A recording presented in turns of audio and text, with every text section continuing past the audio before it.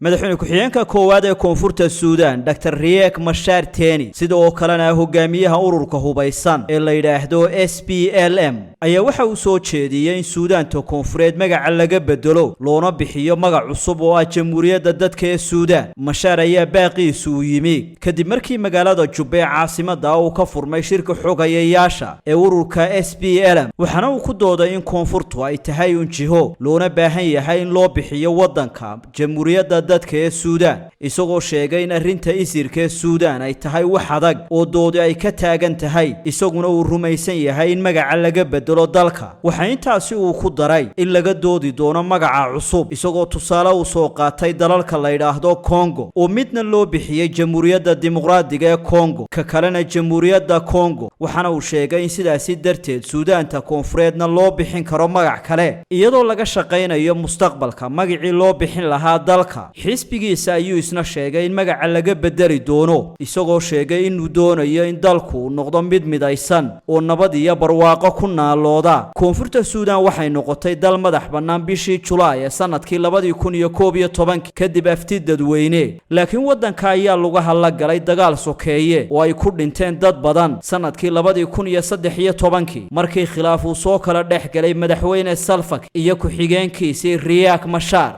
qoonmaal islaam iyo fatwa ma qabtaa weydiimo diini ah ma doonaysaa moobilkaaga inaad ka barato casharo diini ah oo af Soomaaliya islaam iyo fatwa